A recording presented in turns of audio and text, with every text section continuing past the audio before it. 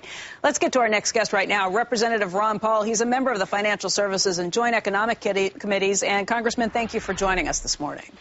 Thank you for having me. I'm not sure if you heard the conversation we were just having, but obviously the euro was under pressure earlier again this morning, hitting a 4-year low. You had gold prices that originally this morning were quite a bit higher.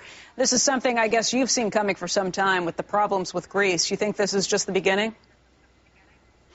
Yes, this shouldn't surprise anybody, but, you know, how long should we have been anticipating this? I've anticipated problems since 1971 because the system that replaced Bretton Woods was a non-viable system, and this is proving the point.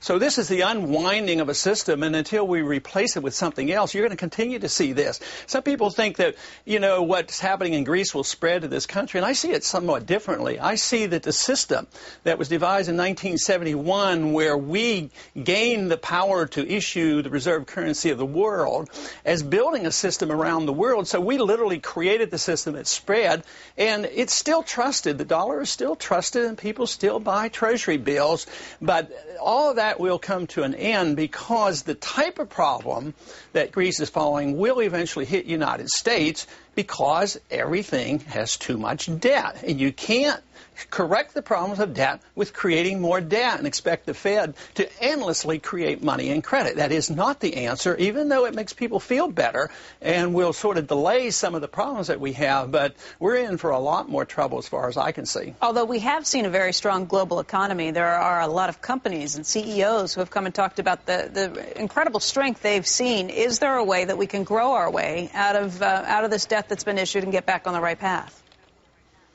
I don't think so, unless you do some other things. You'd have to cut taxes drastically, and you'd have to cut spending drastically.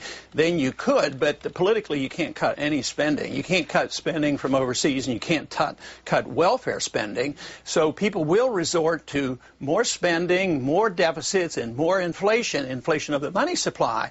And that just, temporizes things. But, you know, if you see a GDP number go up and say, oh, there's economic growth, it's about equivalent to the money that we've created. You don't have any more growth than the artificial stimulus of the money that we put in. And most people say, well, that's good.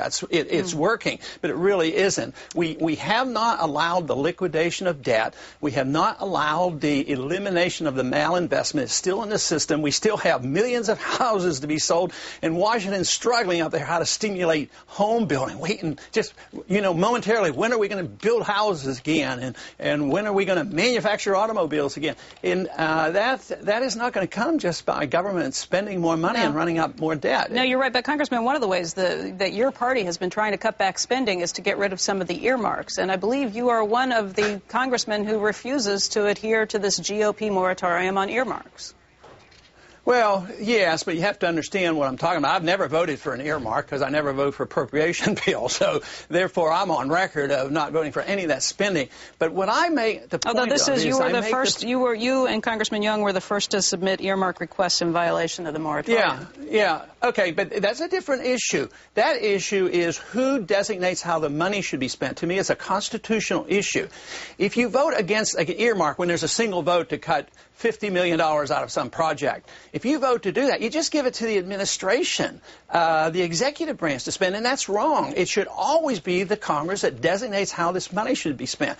And besides, some return of highway funds is considered evil and an earmark, but if you designate $1 billion to build an embassy overseas, that's never an earmark. So I just don't like the process. But the most important thing is if you're a fiscal conservative, you will always vote against the appropriation because it's too much. Right. So I'm on record of never voting for an earmark. At the same time, I work very hard to protect the prerogatives of the Congress, the responsibilities of the Congress, and never delivering more power to the executive branch. Let's talk a little bit about your thoughts about Goldman Sachs. You've made some statements recently where you've said all that public anger at Goldman Sachs should really be directed at the Federal Reserve. Absolutely. The Federal Reserve, and if you want to go one step further back, you have to go back to the people who allow the Congress to create the Federal Reserve System, thinking that it will be forever able to take care of all the people from cradle to grave. So, yes, but the Federal Reserve, behind the scenes, has the power to create money out of thin air. I mean, it's absolutely bizarre. Never in the history of the world has any one single bank been given the power to create the reserve currency of the world world like we've had since 1971. So yes, they can bail out their friends and let the people they don't like fail, and create $1 trillion or more out of thin air in order to prop up some companies at the expense of others. It's not viable. It makes no sense. When the history of this time is written, people will say, how in the world did they believe that a few people in a secret room can decide what interest rates should be, how much the money supply should be, who should fail, what bad assets, what worthless assets the taxpayers had to buy? It's absolutely bizarre, and yet the American people right now, I think, are waking up to it. The Federal Reserve is a big issue, and those individuals in the Senate who voted against auditing the Fed, that there will be a political price to pay for that just as much as those who voted for the bailout, because now the people know that TARP funds was a political bailout, right, and they've been punished for this like Bennett was punished. But right now, those who vote to enhance the Fed will get punished politically because the people are waking up and they realize the Fed is the culprit. You scored a huge victory in this fight against the Fed earlier when the House passed legislation that included your bill that would actually extend the audits of the Fed to go ahead to monetary policy as well. But it's expected that when and if the Senate passes its version, when it goes to committee between the two houses, that your amendment's very likely to get stripped out. What do you think about that? That's possible. I'm surprised we've done this well. My main goal was call attention to the American people of the importance of the Federal Reserve and in economic terms, and we've achieved a whole lot. Win or lose, the people are not going to forget about the Federal Reserve. So in some ways, it'll prove my point. Let's say they strip my amendment out and they put in a watered-down version and you don't really have an audit of the Fed. It will just prove to the American people that this show is run by the Federal Reserve. They have unbelievable power. We've had this crisis. They're to blame for so much of it, and we're going to give them more power.